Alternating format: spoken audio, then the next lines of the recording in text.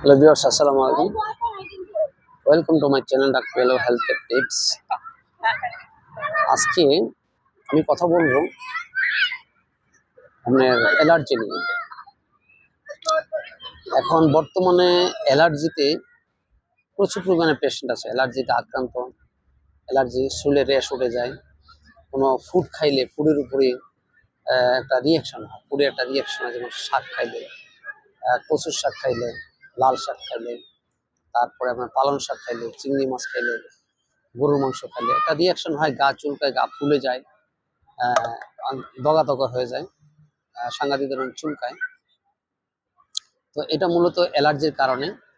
অ্যালার্জিটা আমাদের শরীরের জন্য দরকার, রক্তকে পরিষ্কার করার জন্য, রক্তকে জীবাণুমুক্ত রাখার জন্য, যাতে রক্ত নষ্ট না হয়, রক্ত সেল যাতে নষ্ট না হয়।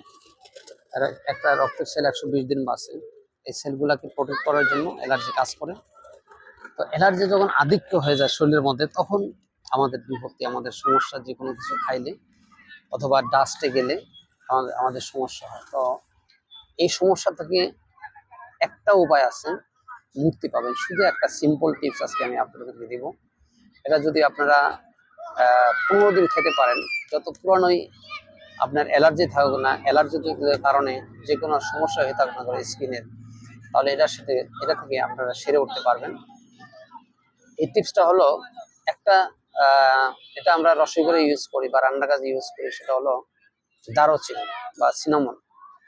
এটাকে আপনাকে পরিষ্কার করে ধুয়ে পরিমাণ মতো 100 গ্রাম বা 200 গ্রাম এটাকে ফাঁকি করে নিতে হবে, একদম পাউডার করে নিতে হবে। ব্লেন্ডার মেশিন দিয়ে বাসায় করতে পারেন, অথবা যারা মশলা ভাঙ্গায়, এদের দোকানেও ব্লেন্ডার মেশিন আছে হাই পাওয়ারের, ওখানে নিয়ে ব্লেন্ডার করে পাউডার করে নিতে হবে। আর এই পাউডারটাকে প্রত্যেকদিন সকালে 1 চা চামচ, 1 থেকে 1.5 চা চামচ সামান্য গরম পানির সাথে খেতে পারলে ভালো, অথবা আপনি ঠান্ডা নর্মাল পানি দিয়ে খেতে পারেন।